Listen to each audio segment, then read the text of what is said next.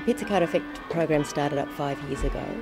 I went into the program not knowing much about it at all and just thought I would go and teach as I've always taught. I've taught in a lot of big private schools with big programs there, and I just presumed I could do that. So I just marched in and said, right, this is what we're doing, and we're taking this group of children and here's how it goes, and it didn't work at all. We needed to really adjust what we were doing to meet the needs of the children out there, which are quite different. We have a high unemployment rate in the area. We have generational poverty, a mixture of generational poverty, migrants, refugees and asylum seekers. So we're extremely multicultural. The backgrounds and religious and nationalities backgrounds are enormously different. So when we've gone in there, we've had to meet all of those differing needs, the children. So we couldn't just go in and presume that they had some basic music education. We couldn't go in and presume that they'd been clapping and singing throughout their kinder years, because a lot of them had missed kinder and came to school with nothing.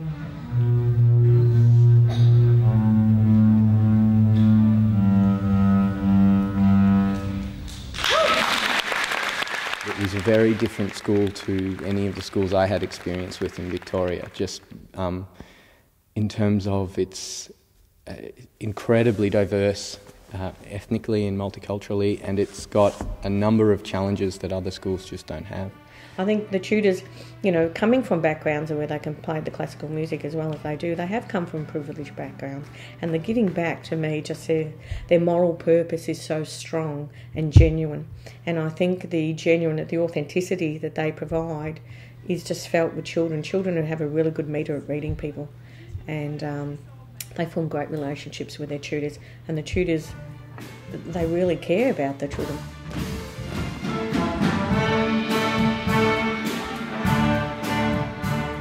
There's been a real change since we've begun at the Pizzicato Effect, and it's just gained more and more momentum, and I think one of the main things that I can see is that the children are becoming more and more engaged and attached, and it's part of who they are. Lena and I play the violin, it's part of their personality. So there have been a few examples where you can see that both the children and the parents really becoming more and more engaged with what we're doing. Some of it you'll see through, say, some children who might, at school, have a lot of troubles, who might be getting into a lot of trouble at school during lunchtimes and fighting, and yet they'll come into our group and they'll be just perfect, and they'll be happy, and they'll be bubbling away, and they'll be playing the music, and it's hard to believe that they can be totally different elsewhere.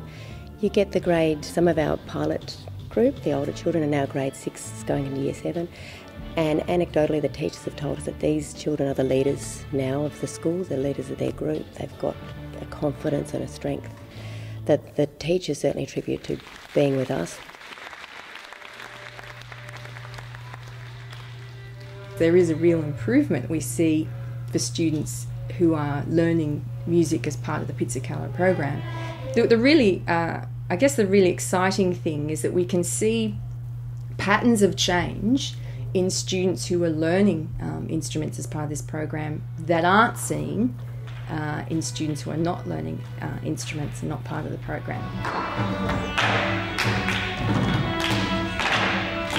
So, for example, if I were to show you some slides of the data. So, for example, that non-verbal test where it's just matching, dots on a page. You can see in mid-2012, so instrumental learners who are in the Pizzicato program are marked and represented in orange, and the non-instrumental learners are represented in purple. And you can see at the beginning there is a slight advantage for the instrumental learners, and then over the 11-month period, the advantage is much greater for the students who remain learning an instrument versus those who have essentially never learned. If we look at something that's a little more hot topic, literacy and numeracy, it's always about, does music improve literacy and numeracy skills?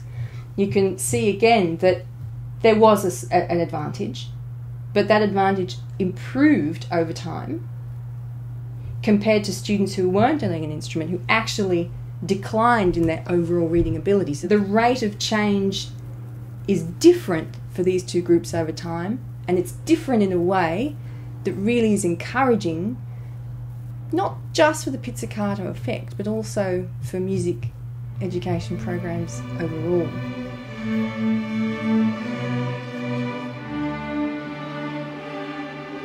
Pizzicato means so much to so many on so many levels. The children, they just love it. It's something you have to really experience and speak with children and listen to the children to realise the impact it has on them.